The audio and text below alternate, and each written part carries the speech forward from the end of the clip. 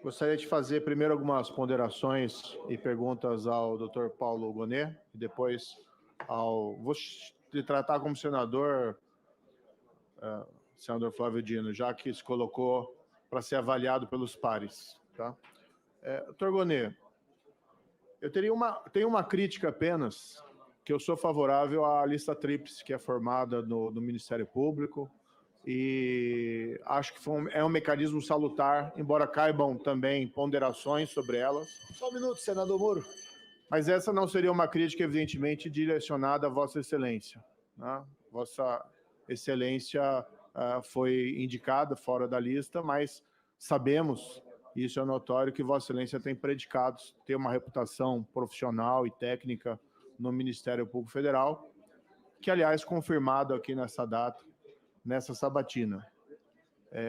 Registro aqui, creio que isso é importante, que recentemente Vossa Excelência emitiu um parecer junto ao TSE desfavorável à cassação do mandato do ex-procurador da República, Deltan Dallagnol. Registro apenas esse fato, porque creio que nesse episódio, já que o nome de Vossa Excelência já era cogitado para ser escolhido para a PGR, que Vossa Excelência demonstrou independência.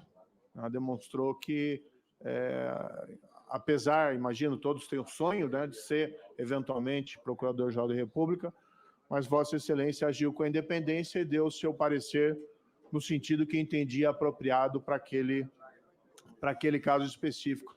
E isso tem que ser ressaltado aqui nessa sabatina. Nós temos visto aqui, doutor Gonet, uma escalada no Brasil da criminalidade. Nós temos visto uma escalada do crime organizado. E isso tem deixado as pessoas intranquilas. E, embora exista uma responsabilidade da área da segurança pública, muitas vezes aparecem decisões judiciais e posturas que as pessoas não compreendem e delas se ressentem. Eventualmente, algumas podem ter as suas razões técnicas, mas várias delas acabam causando uma certa espécie. E existem decisões judiciais que acabam tendo um alcance maior do que o caso concreto. Então, por exemplo, quando teve uma decisão judicial devolvendo um helicóptero a um traficante de drogas, quando teve uma decisão de primeira instância que não decretou a prisão preventiva de alguém envolvido em homicídio, e essa mesma pessoa, meses depois, se envolveu num latrocínio de um magistrado lá em Pernambuco. E aqui nem estou indicando os órgãos judiciais, o importante não é fazer não quero fazer um ataque institucional a ninguém, estou apenas colocando essa constatação. Quando teve recentemente uma pessoa que foi presa e foi solta no dia seguinte, e depois, 2 dias depois, se envolveu no assassinato de uma pessoa num show, numa saída de um show, e aquilo gerou uma comoção nacional. Tudo isso vai dando às pessoas uma sensação de que a segurança pública, né, e que os tribunais, as cortes de justiça, que eventualmente podem ter suas razões técnicas, mas que não estão atentando para essa problemática da segurança pública e da criminalidade, e que as cortes de justiça têm que proteger também os direitos da vítima. Também, da primeira indagação a Vossa Excelência, se é possível esperar uma postura respeitada, evidentemente, os direitos fundamentais do acusado, do investigado, uma postura mais firme do Ministério Público Federal, da PGR, em relação ao combate a essa criminalidade comum e o crime organizado. E aqui eu trago também uma observação que tenho da minha vida profissional, que eu fui 22 anos juiz federal, e eu sempre senti o Ministério Público Federal um pouco distante do enfrentamento da criminalidade organizada. Claro que com exceções, claro que com casos importantes, mas normalmente esse trabalho ficava mais ao cargo dos GAECos do Ministério Público Estadual nos estados e não tanto do Ministério Público Federal. Então, a indagação a Vossa Excelência são duas, nesse sentido. Qual é a postura que nós podemos esperar do PGR em relação à criminalidade comum e à criminalidade e o crime organizado? E se Vossa Excelência, claro que se for aprovado, imagino que Vossa Excelência seja reticente em traçar muitos planos, mas se Vossa Excelência tem alguma ideia, um plano para colocar o Ministério Público Federal mais encarregado, mais na linha de frente contra a criminalidade organizada, que é o que nós precisamos hoje nesse país. Queria também indagar nessa linha para Vossa Excelência, como Vossa Excelência vê a relação do Ministério Público com a polícia, com os órgãos policiais. E a última questão para Vossa Excelência, sua visão sobre imunidade material. Nós falamos muito aqui das liberdades, liberdade de expressão, inclusive, mas a questão da imunidade material é algo fundamental para o exercício da atividade parlamentar. E nós temos uma certa percepção nessa casa de que tem havido uma certa relativização dessa imunidade material. Vários processos contra parlamentares por conta de crimes contra a honra ou ações mesmo judiciais por danos. Se a gente for fazer uma interpretação histórica, inclusive, dos textos da nossa Constituição, nós vamos ver que em diversos momentos no texto da nossa Constituição pretéritas, inclusive daqueles dos períodos mais duros, como do Estado Novo, havia previsão na Constituição de que a imunidade material não abrangia crimes contra a honra. Não é o caso da Constituição de 88. No entanto, vários parlamentares processados por crimes contra a honra ou processados civilmente por crimes contra a honra. E, claro, ninguém diz que a liberdade talvez seja absoluta ou ilimitada, mas acho que o próprio parlamentar tem que ter a liberdade até de errar. Tá? Ele não pode esperar, por exemplo, denunciar um caso de corrupção, tem que esperar um trânsito em julgado de uma decisão judicial, ele tem que ter essa liberdade. Então, gostaria de ouvir Vossa Excelência também sobre essa questão. Indo para o senador Flávio Dino. Senador, o primeiro ponto que eu tenho em relação à indicação de Vossa Excelência não é uma crítica direcionada a Vossa Excelência, mas a quem lhe indicou. Porque nós temos, e até me surpreendo que ninguém falou isso até o momento, mas nós vamos ter uma diminuição do número de mulheres no Supremo Tribunal Federal. Sabemos do seu currículo, sabemos das suas qualidades, sabemos também, né, que a sua indicação gera controvérsias e gera polêmicas, mas uma delas diz respeito à diminuição do número de mulheres no Supremo Tribunal Federal. E por parte de um presidente que sempre se colocou, pelo menos se dizia, preocupado com a diversidade de gênero.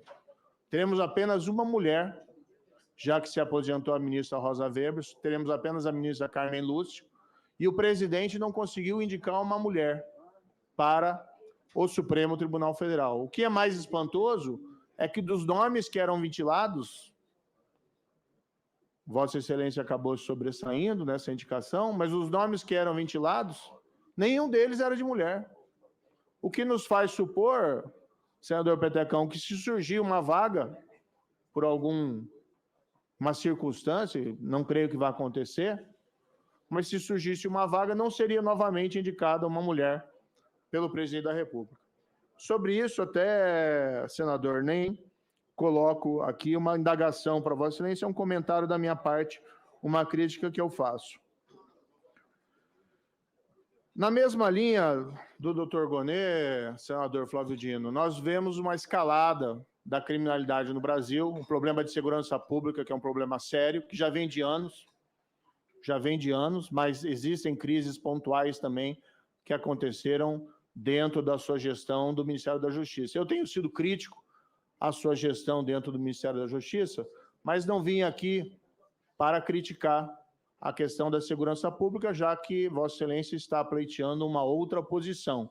Mas a pergunta que fiz ao doutor Gonet vale igualmente a Vossa Excelência, se Vossa Excelência terá ou não terá a sensibilidade de ser um juiz firme contra a criminalidade comum e a criminalidade organizada no Supremo Tribunal Federal. Claro, respeitada a questão dos direitos, mas nós temos visto um cenário em que traficantes, homicidas, são muitas vezes colocados em liberdade, gerando risco à sociedade e às vítimas. Isso gera um impacto, inclusive, na própria credibilidade do Poder Judiciário. Buscas e apreensões anuladas, helicóptero devolvido para traficante. E nessa linha, gostaria de fazer uma pergunta bem específica a Vossa Excelência, e se Vossa Excelência não poder responder categoricamente, que entendo que talvez tenha que julgar isso, se for aprovado, mas gostaria de ter a sua opinião. Tem um caso importante, uma questão importante no Supremo Tribunal Federal, que é a execução imediata dos vereditos do Tribunal do Júri. Nem vou lhe perguntar sobre a questão da segunda instância, não vou entrar nessa questão. Mas nós temos 40 mil assassinatos por ano, um número que já foi maior, já foi 57 mil assassinatos por ano ao final do governo do PT, em 2016, 2017. O número caiu, não sei quanto vai ser esse ano, as estatísticas saem depois, mas mesmo considerando o número do ano passado, 40 mil assassinatos é um número muito grande. E precisa ter uma resposta para esses casos de assassinatos, e a resposta tem que ser dos órgãos de investigação, mas tem que ser também da justiça. Tem que ter uma justiça séria. Então, gostaria de ouvir Vossa Excelência. Eu vou pedir mais tempo, porque eu já finalizo as perguntas para ambos. Gostaria de ouvir sua opinião sobre a execução imediata dos veredictos do Tribunal do Júri, que, aliás, foi aprovada por esse Congresso. Foi aprovada em 2019 por esse Congresso, e na esteira de que Vossa Excelência mesmo colocou, do respeito às opções do Parlamento, me parece que esse é um caso claro, né? Até porque tem precedentes do Supremo Tribunal Federal, uma zona de penumbra muito simples para poder afirmar que a soberania do Tribunal do Júri e a necessidade de nós combatermos essa epidemia de assassinatos reclamam uma afirmação da constitucionalidade da execução imediata do Tribunal do Júri pelo Supremo Tribunal Federal. Senão vai ser um outro ponto, né? Não que isso seja determinante, mas será um outro ponto de tensão com o Parlamento. Gostaria de ouvi-lo também, ministro, e também na mesma linha do que for possível se colocar, sobre a sua posição sobre a lei das estatais. Foi uma lei importante, que pode ter ali os seus pontos de discussão, mas estava em vigor desde 2016 e, de repente, por uma ação perante o Supremo Tribunal Federal, ela está suspensa, parte da sua eficácia. Parece que é uma lei importante para prevenir o loteamento político dos cargos nas estatais, que, aliás, esse ano voltaram a dar prejuízo.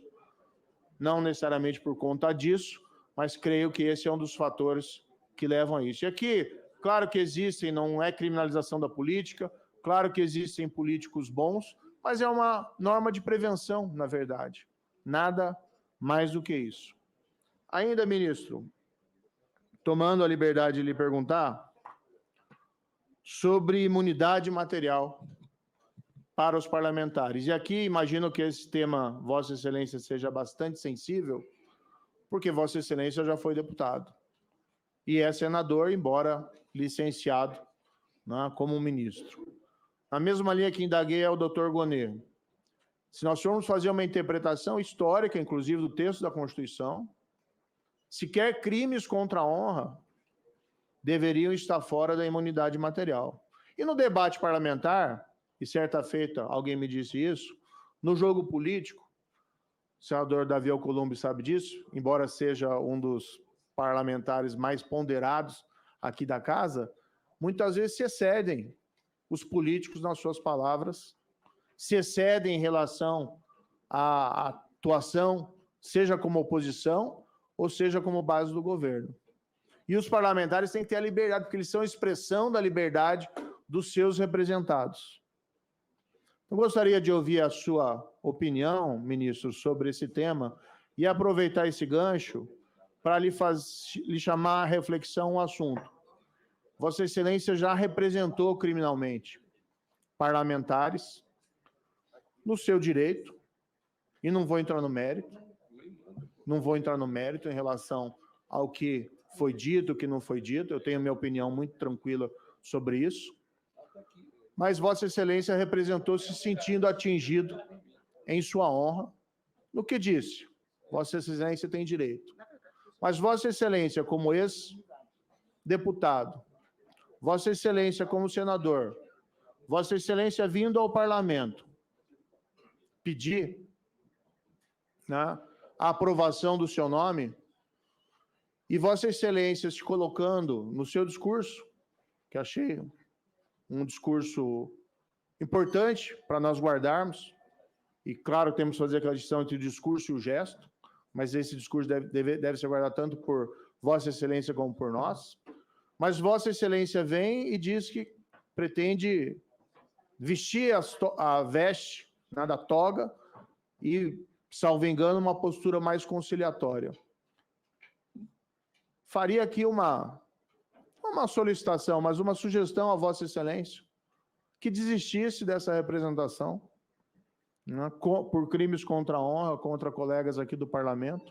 Vossa Excelência não precisa disso. Tem o direito de ter se sentido ofendido. Eu sou ofendido há muito tempo, mas eu nunca processei um parlamentar, porque eu sempre entendi que a imunidade parlamentar é sagrada, e agora, como parlamentar, eu vejo isso ainda como mais importante. Então, faça essa sugestão, ministro, que seria um ato, e Vossa Excelência não precisa fazer isso formalmente, pode, inclusive, fazer aqui, né, uma renúncia desse direito, dessa representação, né, para que passemos aí joguemos uma pá de cal nesse assunto e possamos olhar adiante.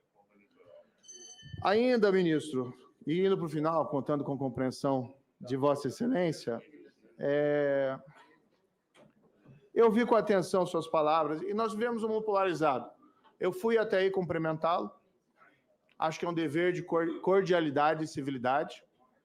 Vossa Excelência me perguntou algo, eu achei graça e dei uma risada. Tiraram várias fotos, já está viralizando, né? Como se isso representasse a minha posição. Eu sempre deixei muito claro, né, que eu tenho diferenças com o atual governo, e Vossa Excelência faz parte do atual governo, tenho diferenças profundas, e tenho sido um crítico, inclusive, da gestão de Vossa Excelência, mas não perderei a civilidade. E acho que esse país precisa disso, para que nós possamos diminuir a polarização. Mas veja que um gesto simples de ir até Vossa Excelência para cumprimentá-lo, como fiz com o procurador Gonê, já, de repente, vira uma celeuma nas redes sociais, como se isso fosse determinante aqui do meu voto. Só quero colocar, senador, para finalizar, que é algo que me parece importante, também lhe fazer uma pergunta nesse sentido. Se Vossa Excelência for aprovado e se tornar, então, Flávio Dino, ministro supremo, não mais Flávio Dino, político. Vossa Excelência coloca que abandonaria esse jogo político. Como fica suas redes sociais? O seu Twitter, por exemplo. Vossa Excelência também deixaria de atuar nas redes sociais? E aqui eu vou colocar a minha posição. Sei que tem até magistrados que estão nas redes sociais. Eu nunca estive antes de ser ministro da Justiça. No dia abril de 2019, foi quando eu entrei no Twitter. Agora eu continuo, porque sou político, né, senador, mas eu faço uma sugestão a Vossa Excelência e uma indagação, se Vossa Excelência continuará frequentando o Twitter como frequenta hoje, o que nós podemos esperar da sua postura, se eventualmente tiver o seu nome aprovado. Então, são essas indagações. Muito obrigado. Você dá a palavra ao doutor Paulo Gonê. Muito obrigado. Com relação ao tema da imunidade material, eu acredito que, para que a imunidade material seja corretamente compreendida e não seja distoante do sistema republicano, da Constituição, ela tem que estar vinculada ao propósito a que ela serve, ao propósito que a inspirou. O propósito é garantir a liberdade de atuação do parlamentar.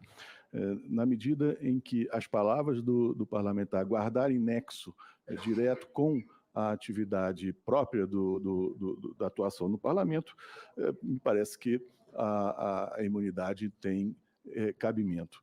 Com relação às organizações criminais, a função principal do Ministério Público a defesa da ordem pública e da ordem democrática. As organizações criminosas, elas são inadmissíveis, porque elas tendem a estabelecer um Estado paralelo, na natureza dela, estabelecer um poder paralelo do Estado. O Estado democrático de direito se fundamenta na vontade do povo. As organizações criminosas se fundamentam numa vontade egoísta numa vontade destruidora de grupos que não têm cuidado, consideração com os valores sociais, os valores da democracia. Então, é uma função do Ministério Público combater as organizações criminosas. E o senhor pode ter certeza, Vossa Excelência pode ter certeza de que esse tema estará no grau máximo das prioridades de uma gestão de Procurador-Geral da República, se eu vier a merecer a confiança do voto de Vossas Excelências. Senador Flávio.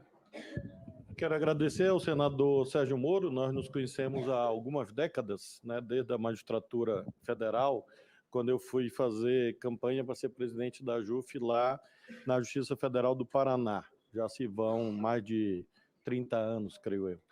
E por isso mesmo respondo a Vossa Excelência todas as questões com muita alegria. A primeira delas sobre CVLI, Crimes Violentos Letais Intencionais. Com a graça de Deus, esse ano nós vamos ter redução. Como disse Vossa Excelência, não é possível ainda cravar o número, porque nós ainda estamos no meio de dezembro, mas já é possível prospectar que nós vamos ter redução de crimes violentos letais intencionais em 23 em relação a 22. E isso é um mérito de todo o Sistema Único de Segurança Pública, abrangendo os 3 entes federativos, sobretudo os profissionais da segurança pública brasileira, também do Ministério Público e do Sistema de Justiça. Em relação, e claro que em janeiro esses números serão informados, espero que não por mim, né, incorrendo tudo bem hoje. Em relação ao crime organizado, eu compartilho da crença de Vossa Excelência, que é um tema fundamental, na medida em que nós lançamos, inclusive, um programa específico que tem resultado em muitas ações, sobretudo as voltadas à chamada descapitalização do crime organizado. Nós vamos, creio eu, chegar a 6 bilhões de reais retirados das facções criminosas, somente no que diz respeito ao tráfico de drogas. Aqui eu me refiro a drogas apreendidas, armas, me refiro a bens, apartamentos, veículos de luxo, e é um resultado, a meu ver, muito importante, porque coloca o Brasil alinhado às melhores práticas internacionais, no sentido de que só é possível vencer as organizações criminosas descapitalizando-as e combatendo os canais de lavagem de dinheiro. Menciono aqui a exitosa operação binacional recentemente feita com o Paraguai. Por determinação do presidente da República, eu fui ao Paraguai, reuni com o eminente presidente Santiago Penha, daquele país, assim como o presidente da Suprema Corte, presidente da Câmara, do Senado, o chefe da Fiscalia, que é a procuradoria deles, e nós pactuamos que uma das maiores prioridades dessa cooperação policial e jurídica internacional era o combate ao tráfico de armas. Todas as senhoras e os senhores acompanharam a execução bem-sucedida de uma operação que nasce de uma investigação na Bahia e que resulta na apreensão direta de mais de 3 mil armas ilegais e no fechamento de um canal que conduzia mais de 20 mil armas, seguramente, se fala até em 45 mil armas ilegais, usando aquele país. Armas oriundas da Croácia, da Eslovênia, do leste europeu de modo geral. Nós apreendemos também componentes vindos da Polônia, havia armas da Turquia. E onde essas armas iam parar? Exatamente nas facções brasileiras. É considerada uma das maiores operações do mundo. E quero agradecer, claro, ao governo do Paraguai e ao governo dos Estados Unidos, que conosco cooperaram. E essa é uma operação, senador, a meu ver, exemplar, reveladora do nível de prioridade que eu considero que o tema tem. Em relação, claro, portanto, a esse tema em geral, das mortes violentas intencionais ou dos crimes violentos letais intencionais, nós temos absoluta convergência quanto à primacialidade disto para a ação dos 3 poderes. Isso se refere à atividade legiferante, mas também à atuação do Poder Executivo e do Poder Judiciário. Eu lamento, claro, senador, não poder responder concretamente sobre a DIN relativa ao Tribunal do Júri. Compreendo bem o seu argumento acerca da soberania dos vereditos, que é uma cláusula constitucional incerta no catálogo do artigo 5º, mas, oportunamente, claro, se merecer a aprovação do Senado, votarei e aí, claro, estarei à disposição para eventuais esclarecimentos. Assim como em relação à lei das estatais, é um julgamento em curso, e por isso mesmo eu não posso pré-julgar, porque isso geraria, infelizmente, impedimento, suspeição. Sobre as suas ponderações acerca de representação criminal, representações criminais, eu recebo de coração aberto, recebo como sempre faço ao longo da minha vida, com muito zelo no que se refere à reflexão. Eu reflito sempre antes de cada decisão e eu recebo as ponderações de Vossa Excelência como sugestões bem-vindas. Apenas doutrinariamente, claro, um exame em tese no futuro, lembrando que o artigo 55 da Constituição tem um limitador, que é o parágrafo 1º. Então, é preciso sempre enxergar os institutos. Vossa Excelência lembra bem de Zagrebelski, que nos ensinava que não se interpreta a Constituição em tirinhas, em pedacinhos, né? Você interpreta o sistema constitucional. Eu sei que o senhor conhece isso muito bem. Por isso mesmo, apenas a ponderação em tese, para examinarmos o caput do 55 à luz do parágrafo 1º também, mas isso nada infirma ou refuta a sugestão de Vossa Excelência, repito, muito bem-vinda.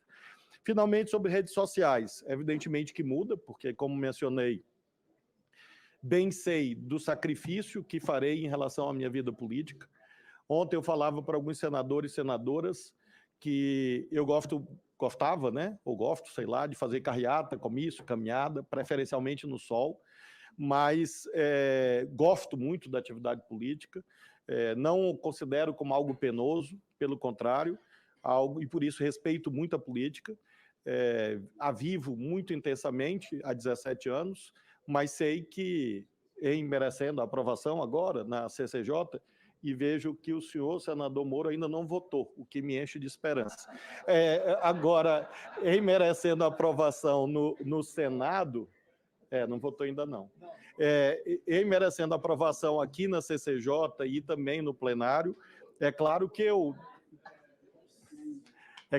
deixo a vida política em todas as dimensões, inclusive nas redes sociais. Evidentemente, não opinarei politicamente sobre temas políticos, porque realmente isso é absolutamente incompatível. Pretendo, quem sabe, manter as redes sociais, nunca pensei nisso, porque cada dia tem a sua agonia, suas preocupações, mas, a princípio, eu acho que temas jurídicos são bem-vindos, assim como também eu preciso de algum lugar para falar do Botafogo e do Sampaio Corrêa. Quem sabe, por isso, mantém as redes sociais, porque são duas paixões inexplicáveis que eu tenho, né?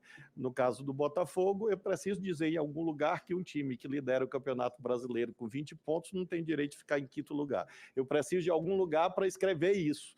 E talvez seja o Twitter, mas jamais emitindo qualquer tipo de juízo político ou opinião partidária, nada que o valha. Vossa Excelência tem a palavra para a réplica. Muito rapidamente aqui, né, que eu já me estendi um pouquinho. Primeiro para o doutor Gonet, né, ouvi com atenção. Faria apenas uma sugestão, humildemente, doutor Gonet, porque até adianto que pretendo, né, apoiar a sua indicação, mas acho que precisa de uma mexida talvez estrutural dentro ali do Ministério Público para aproximar mais o Ministério Público das polícias para esse enfrentamento, claro, com base na lei, da criminalidade organizada, mas fica apenas aí a título de sugestão. Em relação, né, ao senador Flávio Dino, eu vou insistir apenas nessa questão. Seria um gesto grande de generosidade de Vossa Excelência, porque são parlamentares que são da oposição. Não estou entre os parlamentares, deixo aqui fazer essa observação. Talvez tenham feito críticas ali que se excederam, não se excederam, mas a questão não é o mérito, a questão é o Instituto da Imunidade Parlamentar. Claro que a gente pode discutir os limites, até onde vai, até onde não vai, mas Vossa Excelência, como um parlamentar, ex-parlamentar e agora ainda senador, a demonstrar um gesto, né? Porque o seu discurso, né, foi um discurso muito ponderado aqui, e até nós precisamos dessas notas taquigráficas e entregar para Vossa Excelência não esquecer durante aí, né, todo esse período, porque acontece, infelizmente, como colocou o senador Magno Malta, problemas de memória, às vezes, relacionados ao que foi dito aqui na sabatina. Aí seria um gesto concreto de Vossa Excelência, sinalização ao parlamento, e o país precisa de uma pacificação, o país precisa de uma conciliação. A própria questão aqui da votação, isso não pode ser visto como um jogo de fla-flu, né? Ou de... O Botafogo não vou considerar, ministro, desculpe. Mas a gente precisa de gestos em direção da pacificação. E aqui faço uma crítica à Vossa Excelência, que durante o período que Vossa Excelência foi ministro da Justiça, Vossa Excelência acabou contribuindo para o acirramento da polarização. Tudo bem, teve o 8 de janeiro, que talvez explique, né? Foi um acontecimento realmente complexo aqui dentro da nossa conjuntura, mas nós vimos de Vossa Excelência como ministro da Justiça uma posição muito combativa e, a meu ver, em oportunidades específicas com exagero, e nós precisamos exatamente o contrário. E nós precisamos ter uma segurança aqui no parlamento de que, caso o seu nome seja aprovado, Vossa Excelência realmente vista a toga e não o contrário. A questão do Twitter, que coloquei a Vossa Excelência, porque o Twitter, as redes sociais, elas acabam muitas vezes gerando equívocos, né? Eu mesmo já me manifestei em algumas ocasiões e me arrependi, né, de frases mais fortes. Eu vi aqui, até indagar a Vossa Excelência, tem um Twitter que Vossa Excelência postou recentemente, envolvendo lá, que acho que Vossa Excelência fez uma comparação ruim, utilizando a figura de Herodes, relacionada à questão da crise da faixa de Gaza, de Israel. Houve até uma crítica da CONIB relacionada a isso. E não estou colocando aqui a título de indagação, não. Mas creio que aquela sua fala não foi feliz ali no Twitter. Então, seria de bom tom, eventualmente, se Vossa Excelência também pudesse se comprometer a deixar de lado as redes sociais, já que ministro do Supremo Tribunal Federal ou qualquer magistrado não precisa disso. Eu sei que tem alguns até que estão nas redes sociais. Eu, particularmente, não creio que seja a melhor postura, mas a postura que eles têm adotado é uma postura muito mais... com mensagens muito mais áridas, mas seria melhor de todo que, eventualmente, saíssem e retornem essa solicitação à Vossa Excelência para esse ato, esse gesto de generosidade em relação à representação que fez contra parlamentares aqui do Congresso Nacional.